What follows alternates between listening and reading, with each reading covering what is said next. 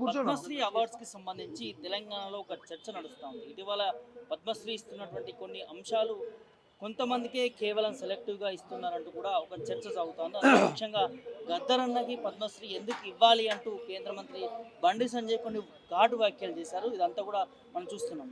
ఈ అంశం పైన మనతో మాట్లాడేందుకు సింగర్ సందీప్ అన్న ఉన్నారు. ఒక్కసారి వారితో మాట్లాడదాం. నమస్తే అన్న. నమస్తే అన్న. ఎట్లా చూస్తారన్న?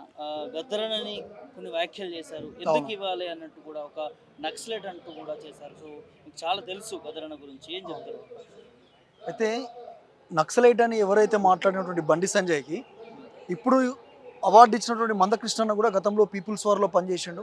నక్సలైట్ ఉద్యమం నుంచే తను ఎంఆర్పిఎస్ ఉద్యమంలోకి వచ్చినటువంటి సందర్భం. మరి మందకృష్ణన్న విషయంలో కూడా సేమ్ మరి అదే స్టాండ్ మీద ఉండాలి బండి సంజయ్. కాబట్టి లేనటువంటి గద్దరన్న మీద మావోయిస్ట్ అని తను ఒక తీవ్రవాది అని మాట్లాడుతున్నటువంటి బండి సంజయ్కి తక్షణమే గద్దరన్న సమాధి దగ్గరికి వెళ్ళి క్షమాపణ చెప్పకపోతే ఈ రాష్ట్రంలో ఉండబడినటువంటి అనేక వర్గాల ప్రజలు కావచ్చు, కవులు కావచ్చు, కళాకారులు కావచ్చు, ఖచ్చితంగా బండి సంజయ్ ఇంటిని కానీ లేకపోతే బీజేపీ ఆఫీస్ని కానీ ముట్టడించాల్సినటువంటి సందర్భం వస్తుంది. ఎందుకంటే గద్దరన్న తెలంగాణ రాష్ట్రం కోసము ఆ రోజు సుష్మా స్వరాజ్ లాంటి వాళ్ళని, ఎల్కే అద్వానీ లాంటి వాళ్ళని వాళ్ళు ఎక్కడ సభలు పెడితే అక్కడికి వెళ్ళిండు. ఓన్లీ తెలంగాణ, ఖచ్చితంగా మా రాష్ట్రం మాకు కావాలనే ఒక ఉద్దేశంతో. కాబట్టి ఇట్లాంటివన్నీ మర్చిపోయి బండి సంజయ్ ఈరోజు తొండిగా మాట్లాడుతున్నాడంటే తను మతి భ్రమించి తను ఎక్కడ అధ్యక్ష పదవి రాదు అన్నటువంటి ఒక భ్రమలలోకి వెళ్ళి అది ఈటల రాజేందర్ అన్న మీద డైరెక్ట్ మాట్లాడకుండా గద్దరన్నను ముందు పెట్టి ఈటల రాజేందర్ అన్నను తను ఒక గన్నుతోని పేల్చేటువంటి పరిస్థితి చేస్తుండే తన మాటలతోటి. ఎందుకంటే ఈటల రాజేందర్ అన్న కూడా ఒక మావోయిస్ట్ ఉద్యమం నుంచి, ఒక లెఫ్ట్ ఆర్గనైజేషన్ నుంచి వచ్చినటువంటి వ్యక్తి. కాబట్టి అట్లాంటి ఆయనని డైరెక్ట్ కొట్టలేక ఇండైరెక్ట్గా గద్దరన్న మీద పెట్టి, గద్దరన్న వెన్ను మీద తుపాకీ పెట్టి ఈటల రాజేంద్రను పేల్చేటువంటి పరిస్థితి కనబడుతున్నది. కాబట్టి వెంటనే తన వ్యాఖ్యల్ని వెనక్కి తీసుకోవాలి. గద్దరన్న సమాధి వద్దకు వెళ్ళి ఈరోజు గద్దరన్న జయంతి. కాబట్టి బండి సంజయ్ వెంటనే క్షమాపణ చెప్పకపోతే ఖచ్చితంగా తెలంగాణలో ఉన్నటువంటి కవులు, కళాకారులు కావచ్చు, అది ఏ సందర్భం వచ్చినా కూడా మా పాటతోటి మా మాటలతోటి చెప్పు తీసుకొని కొట్టవలసిన పరిస్థితి వస్తుంది బండి సంజయ్కి. గద్దరన్న అంటే చాలా తెలంగాణ సమాజానికి తెలుసు. తన పాట కావచ్చు, తన ఆట కావచ్చు, తన పోరాటం కావచ్చు. అవును. అలాంటి వ్యక్తికి నిజంగానే బండి సంజయ్ అన్నట్టు అర్హుడు కాదనుకోవచ్చా పద్మశ్రీకి?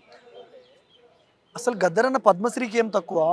ఆయనకు భారతరత్న ఇవ్వాలి. గద్దరన్ననే ఒక అవార్డు, గద్దరన్ననే ఒక లెజెండ్ ఈ భారతదేశానికి. గద్దరన్న లాంటి 40 ఏళ్ళు తను ఒక ప్రజల కోసం పాటుపడి, వెన్నులో తుపాకులున్నా, తుపాకీ గుండ్లున్నా కూడా ఒక ప్రజల కోసం కొట్లాడి చివరి నిమిషం వరకు తను ప్రజల పక్షాన నిలబడినటువంటి ఒక గొప్ప ప్రజావాగ్గేయకారుడు గద్దరన్న. గద్దరనే ఒక లెజెండ్. పద్మశ్రీ ఏం సరిపోతుంది గద్దరన్నకు? పద్మ విభూషణ్ ఏం సరిపోతుంది? భారతరత్న ఇవ్వాలి. ఇవాళ మాట్లాడుతున్నటువంటి చాలామంది కవులు, కళాకారులు నిజానికి గద్దరన్న ఉన్నన్ని రోజులు గద్దరన్న పక్కెమడి తిరిగిరు, గద్దరన్న వారసులం, మేము గద్దరన్న శిష్యులం అని చెప్పుకునేటువంటి వాళ్ళు మరి ఏ ఉద్దేశంతో, వాళ్ళకి ఎలాంటి లాభాలు ఉన్నాయనే ఉద్దేశంతో అర్థమవుతలేదు. కానీ ఒక్కడు కూడా నోరు తెరుస్తలేడు. ఒక్క కవులు కూడా, ఒక్క కవి కానీ, ఒక గాయకుడు కానీ గద్దరన్న లెక్కనే ఎగురుతాం దునుకుతాం అనేటువంటి ఏ ఒక్క దొంగలు కూడా ఈరోజు బండి సంజయ్ వ్యాఖ్యలు చేసి ఒక 4-5 రోజులు అవుతుంది.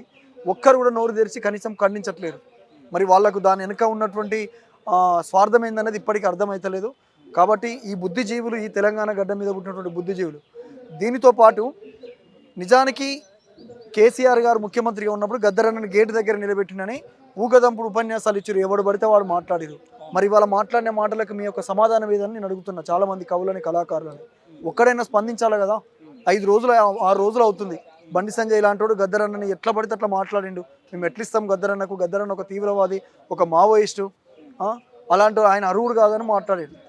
కాబట్టి ఇప్పుడున్నటువంటి ఎవరైనా కావచ్చు ఈ విషయం పట్ల తీవ్రంగా స్పందించాలి.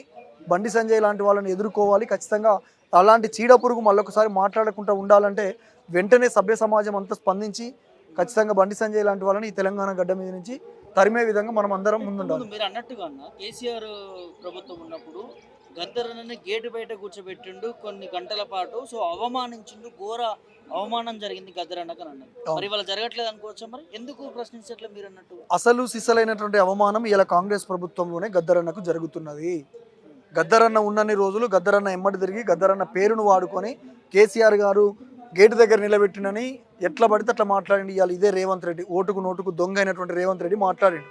ఇవాళ అదే గద్దరన్న బిడ్డకు నువ్వు ఎమ్మెల్సీ ఇవ్వచ్చు కదా, అదే గద్దరన్న భార్యకు నువ్వు రాజ్యసభ ఇవ్వచ్చు కదా. నిజంగా నీకు గద్దరన్న గారి మీద కనుక అభిమానం ఉంటే, గద్దరన్న ఉద్యమాన్ని నువ్వు గౌరవిస్తున్నావు అనుకుంటే, సంస్కృతిక సారథి చైర్మన్ ఇచ్చిరు.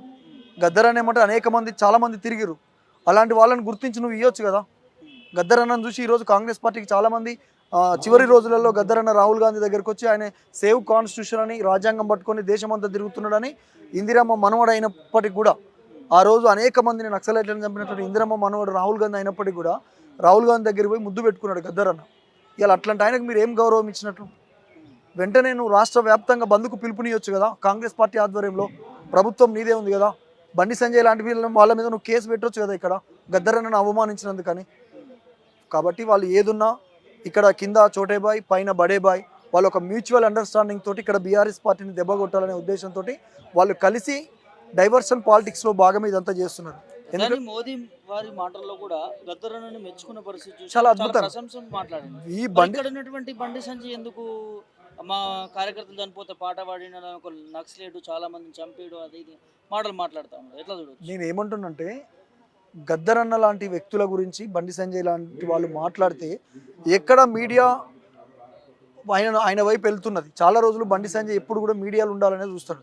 ప్రజల పక్షాన కొట్లాడినటువంటి సందర్భాలు లేవు. ఎంతసేపటికున్నా జై శ్రీరామ్ ఈ నినాదాల కోసం పనిచేస్తున్న వ్యక్తి బండి సంజయ్. కాబట్టి ఇప్పుడున్న పరిస్థితులలో మీడియా అటెన్షన్ మొత్తము ఒకవైపు ఉన్నది.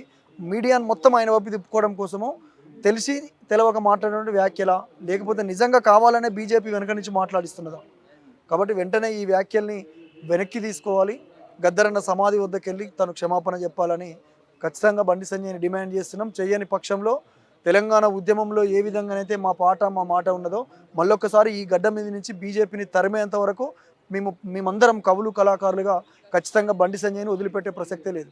ఫైనల్గా గద్దరన్న జయంతి రోజున గద్దరన్న పాట మీ నోటి నుంచి ఒకసారి వినాలనుకుంటున్నాను. అడవి గుండె పైన నీ పాట సంతకం, జనం గుండెలోన నీ పాట సంతకం, జోహారు గద్దరన్న జోహారులే నీకు, పోరాట పాట దారికి దిక్కు ఎవ్వరు, జోహారు గద్దరన్న జోహారులే నీకు, పోరాట పాట దారికి దిక్కు ఎవ్వరు. ఇంకో అంశం అన్న, మధుప్రియకు సంబంధించి సోషల్ మీడియా కొన్ని ట్రోల్ జరుగుతూ ఉన్నాయి. ఒక టెంపుల్లో ఆ పాట కావచ్చు, ఆ ఆట కావచ్చు, అది అట్లా చేయకూడదు అంటూ కొన్ని ట్రోల్స్ చేస్తా ఉన్నాయి, ఎట్లా చూడవచ్చు? అయితే మధుప్రియ విషయంలో ఫస్ట్ మధుప్రియ ఇప్పుడు ట్రోల్ చేసేటువంటి వాళ్ళు మధుప్రియ నేపథ్యం ఏందనేది కూడా ఒకసారి చెక్ చేయాలి. మధుప్రియ చాలా ఒక వెనకబడిన కుటుంబం నుంచి, చాలా కష్టాల నుండి, తెలంగాణ ఉద్యమం నుంచి ఎక్కడ ప్రజా ఉద్యమాలకు అవసరం పడ్డ ప్రతి దగ్గర తను ఒక ఆట, తను ఒక పాట ఖచ్చితంగా నిలబడ్డది మధుప్రియ పాట. కాబట్టి కొంత కావాలనే మధుప్రియని కొంత మీడియా, అది బీజేపీ సపోర్టెడ్గా ఉన్నటువంటి మీడియా, కాంగ్రెస్ పార్టీ సపోర్టెడ్గా ఉన్నటువంటి మీడియా ఛానల్స్ మాత్రమే మధుప్రియని నెగిటివ్గా ట్రోల్స్ చేసే ప్రయత్నం చేస్తున్నారు. ఎందుకంటే గడిచినటువంటి గత ఎన్నికలలో అవుట్ రైట్లో మధుప్రియ బీఆర్ఎస్ పార్టీ వేదికలు ఎక్కింది, తిరిగింది. కాబట్టి వాళ్ళు కావాలనే ఒక దురుద్దేశంతో మధుప్రియని ట్రోల్ చేస్తున్నారని నేను అనుకుంటున్నా. కాబట్టి ఇప్పటికైనా ఈ కొన్ని సోషల్ మీడియా ఛానల్స్ కావచ్చు, కొన్ని సోషల్ మీడియా ఫేస్బుక్ వాళ్ళు, ఇన్స్టాగ్రామ్ ఇట్లా మధుప్రియని ట్రోల్స్ చేసి ఆపేసి ఇప్పుడున్నటువంటి సమస్యల మీద వాళ్ళు దృష్టి పెడితే బాగుంటుందని నా అభిప్రాయము. మధుప్రియ ఖచ్చితంగా పర్మిషన్స్ తోటే చేసినటువంటి సందర్భము, అక్కడ ఉన్నటువంటి టెంపుల్ ఖ్యాతిని కొంత ప్రపంచ నలుమూలలో తీసుకెళ్లాలనేటువంటి ఉద్దేశంతో చేసింది. ప్రతిసారి చేస్తుంది పాటలు, ఈసారి కూడా చేసింది. కాకపోతే ఈసారి కొద్దిగా కావాలని మధుప్రియ మీద నెగిటివ్స్, ఎందుకంటే తెలంగాణ నుంచి ఎదుగుతున్నటువంటి ఆడబిడ్డ, ముఖ్యంగా తెలంగాణలో ఎదగడము మిగతా వాళ్ళు ఎవరు కొంత యాక్సెప్ట్ చేయరు. ఇది కొంత ఆంధ్రాకు సంబంధించినటువంటి సినిమా ఆర్టిస్టులు కూడా దురుద్దేశంతో చేస్తున్నటువంటి ప్రచారం అని మాత్రం నేను పూర్తిగా అనుకుంటున్నా. ఈ విషయంలో మధుప్రియకు మేము ఖచ్చితంగా ఈ తెలంగాణ సమాజం కావచ్చు, తెలంగాణ కళాకారునిగా నేను కూడా మధుప్రియకు మేము ఖచ్చితంగా సపోర్ట్గా ఉంటాం. మధుప్రియ ఈ విషయంలో ధైర్యంగా ఉండి నీ వెనక మేమందరం ఉండి ఎదుర్కొంటుందని కోరుకుంటున్నాను. కాదన్న, మీరు అన్నట్టుగా దీన్ని రాజకీయంగా ఎందుకు చూడాలి? ఇప్పుడు ఏ పార్టీకైనా దేనికైనా మాట్లాడినా కూడా సో తను ఎక్కడి నుంచి వచ్చిందో ప్రయారిటీ చూడాలి. గద్దరన్న స్టేజీలలో కావచ్చు, అప్పటి నుంచి కూడా తను చిన్నప్పటి నుంచి కష్టపడుకుంటూ వచ్చి ఈ లెవెల్లో అయింది. సో అలాంటి అమ్మాయిని ఇట్లా ఇబ్బంది పెట్టడం ఏం చెప్తారు వాళ్ళకి? నేను అదే చెప్తున్నా, ఎవరైతే ఇబ్బంది పెట్టాలని, ఎవరైతే నెగిటివ్ ట్రోల్స్ చేయాలని చూస్తున్నారో, కొంత వాళ్ళు మీ ఇంట్లో కూడా ఒక ఆడబిడ్డ ఉంటుంది, ట్రోల్స్ చేసే మీ ఇంట్లో కూడా మీకు కూడా ఒక చెల్లె ఉంటుంది, ఒక అక్క ఉంటుంది, ఒక అమ్మ ఉంటుంది.